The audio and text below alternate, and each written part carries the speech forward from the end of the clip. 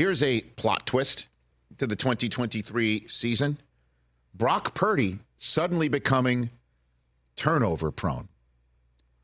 He is definitely going through a rough patch, is, I think, the gentlest way to put it. He looks like a first-time starter over the last 3 weeks. The 3-week losing streak, 6 turnovers, 6 of them. 3 of them yesterday. Lost a fumble, picked off twice, and the picks were just absolutely backbreaking. Now, he only missed on 9 throws for 365 yards and a score as well. So there's good with the bad, but it used to be all good with very little bad. And he is, I'll just say this, he needs the bye week to reset. I think this is a good time for a bye week for San Francisco. He needs to reset mentally here. And they have to get Trent Williams back and then Deebo Samuel back.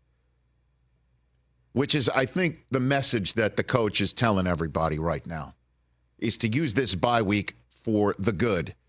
Get better in your brains. Certainly Purdy, who seemed to bang his helmet violently on the turf. Did you see that one? Yeah. And he held his head. I thought, oh, no. Right, is he concussed again? Yeah. I'm amazed they didn't check him. That one was very surprising to me. I thought the independent neurosurgeon was going to put Sam Darnold in the game on the spot. Yeah.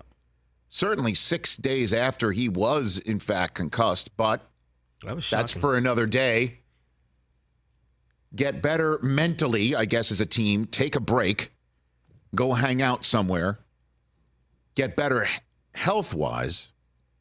And come back, because San Francisco, wait for it, has got a pretty big game coming out of the bye against a team that's hitting the bye as well. Here is what Kyle Shanahan had to say after the game in San Francisco against Cincinnati after a 3rd straight loss. Hit it. No, none of this changes anything with the trade deadline, how we played today or how we played these last 3 weeks. When you sit and you watch tape, when you're out there on the field, and I know how these last 2 weeks especially I felt, but I do believe we have the answers in our building. I believe we have good players. I believe we have good coaches. It's up to me to get them to do better. I thought we started out pretty good, but there's some things that we haven't been able to hide here in these last few weeks, and that's why we got to continue to push them in every aspect, because some people do go on these losing streaks and they don't have those answers, and you're just living in hope. I truly believe we do have the answers. I believe we got them on our team. I believe we got them with our staff, and we got to sit here and wait about 14 days to deal with this feeling that we have, which nobody wants. But I think we need to. I think our guys need to be pissed off a little bit. I think we need to come back with a little better focus, because it hasn't been enough and we haven't been getting it done. Yeah, I think the things they can't hide is pass protection, and then Purdy having to play from behind and him making rookie mistakes that he's yet to make. Bless him. He's such a sweetheart, too. I don't know if you saw, they showed him on the sideline after he threw one of those brutal interceptions in the 4th quarter, and he handed the tablet back to somebody and said thank you to that person who took it. Like, thanks. They also need Nick Bosa to start playing like Myles Garrett and J.J. Watt. They need him to start playing like Micah Parsons, like living in people's backfields. Now, I'm not a tape head. I'm not an all-22 guy. You know, the protection schemes, I'd slide the protection to him. So I don't know what's being done, but the pass protection's been an issue. Has been an issue, and Deebo being out is something to miss. I agree. Problem for them is they're taking on one of the hottest teams in the AFC other than Cincinnati. And that's the Jacksonville Jaguars, who are 6-2. That's next, and they're going on a bye also. And they have to go to Jacksonville, and tell you what, Duval County wants to put that Niner pelt on their wall. They've got 2 games against Seattle, which, by the way, wait for it, is in first place. And Philadelphia, that game that the Eagles are circling as well. because of the way Debo was saying how they would have beaten him if Brock Purdy didn't get hurt. Oh, baby, that's sitting in the middle of all that. Week 10, can we flex that? Niners, Jags to Sunday night? Sunday night right now is Jets and the Raiders. Yeah, no offense, Rich. No, I hear you. Yeah, I mean, maybe. I don't know. Let's get that. I don't know. In there, I don't know. maybe. I don't know. I imagine that is a Fox game. I don't know if they put their marker on it or not. I don't know. That's interesting. Jacksonville deserves for the whole country to watch them because they are stout 100%. and they are good and they can beat this Niners team the way that they're currently playing. That's for damn sure. Yeah, both of them. No the way doubt. Jacksonville's playing, the way San Francisco's playing. And you look at the standings.